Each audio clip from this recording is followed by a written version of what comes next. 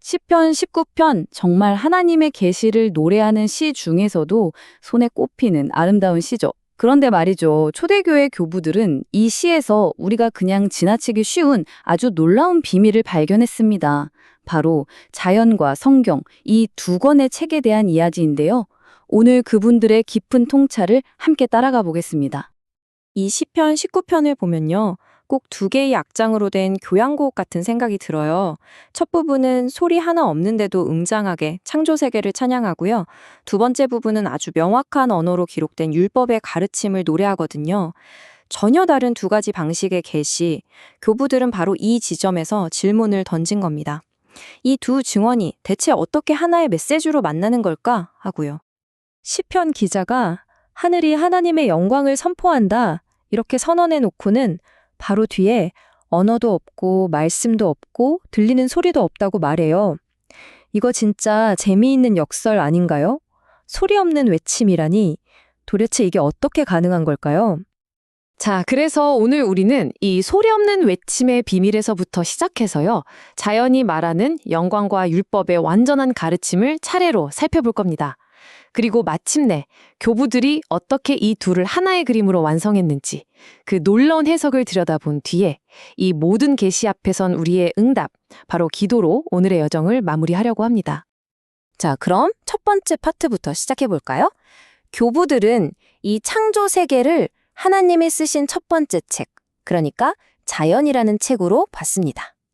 이 책의 위대한 점은 뭐냐면 글을 모르는 사람이든 다른 언어를 쓰는 사람이든 세상 누구라도 읽을 수 있는 보편적인 책이라는 거죠. 교부 요한 크리소스토무스가 이 소리 없는 외침의 본질을 정말 정확하게 꿰뚫어 봤어요. 그가 이렇게 말했죠. 하늘은 침묵하지만 그 모습 자체가 울리는 소리보다 더 큰 소리다. 라고요. 생각해 보세요. 저 장엄한 하늘, 질서정연하게 움직이는 해와 달. 이건 귀로 듣는 게 아니라 눈으로 듣는 설교인 셈이죠. 그 어떤 운명과의 외침보다도 훨씬 강력하게 창조주의 위대함을 우리에게 보여주고 있는 겁니다. 암브로시우스 같은 다른 교부들은 매일 뜨고 지는 해와 달의 움직임에서 더 깊은 의미를 찾아냈어요. 해가 뜨면 온 세상이 깨어나 활동하고 해가 지면 쉬는 이 거대한 리듬. 이것 자체가 모든 문화와 언어를 뛰어넘는 하나님의 섭리를 보여준다고 본 거예요. 이야말로 온 인류에게 매일같이 전해지는 보편적인 침묵의 설교인 셈이죠. 자, 이렇게 자연이라는 거대한 책을 이야기하다가 시편은 아주 자연스럽게 두 번째 책으로 넘어갑니다. 바로 율법, 즉 성경이죠. 침묵의 증언에서 이제는 명확하게 들리는 하나님의 음성으로 전환되는 순간입니다. 시편 기자는 율법이 그냥 이거 해라, 저거 하지 마라 하는 규칙 목록이 아니라고 말해요. 이건 살아있는 힘이라는 거죠. 한번 보세요. 영혼을 다시 살리고 어리석은 사람을 지혜롭게 만들고 마음에 기쁨을 줍니다. 이건 단순한 지식이 아니라 우리 내면을 바꾸고 영적인 눈을 뜨게 하는 하나님의 능력인 거예요. 행동 지침을 넘어서 우리 존재 자체를 변화시키는 힘, 바로 그겁니다. 자, 이렇게 한번 정리해 볼까요? 이 두 계시는 서로 다른 방식으로 하나님을 드러냅니다. 한편으로 자연은 모든 인류가 눈으로 볼 수 있는 하나님의 능력에 대한 보편적이고 조용한 증언이에요. 다른 한편으로 율법은 선택된 백성이 귀로 듣는 하나님의 뜻에 대한 구체적이고 명확한 음성인 거죠. 하나는 그분의 스케일을, 다른 하나는 그분의 마음을 보여준다고 할 수 있겠네요. 자, 그럼 여기서 진짜 중요한 질문이 나오죠. 이 전혀 달라 보이는 두 권의 책, 자연과 율법이 어떻게 연결될 수 있을까요? 바로 이 지점에서 교부들의 해석이 정말 빛을 발합니다.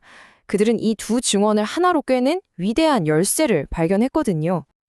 그 열쇠가 뭐냐면요. 바로 의의 태양이라는 개념이에요. 이건 구약 성경 말라기서에 나오는 표현인데 교부들은 이걸 예수 그리스도를 가리키는 아주 중요한 칭호로 이해했습니다. 저 하늘의 태양이 물리적으로 세상을 비추듯이 그리스도는 의와 진리의 빛으로 온 세상을 비추시는 분이라는 뜻이죠. 아우구스티누스가 여기서 정말 결정적인 연결고리를 딱 제시합니다. 시편 19편 4절에 하나님이 해를 위하여 하늘의 장막을 베푸셨다는 구절이 있잖아요. 여기서 말하는 해가 그냥 하늘에 떠 있는 태양이 아니라 바로 의의 태양이신 그리스도를 상징한다는 거예요. 야, 정말 기가 막힌 해석 아닌가요? 근데 여기서 끝이 아니에요. 교부들의 상상력은 더 나아갑니다.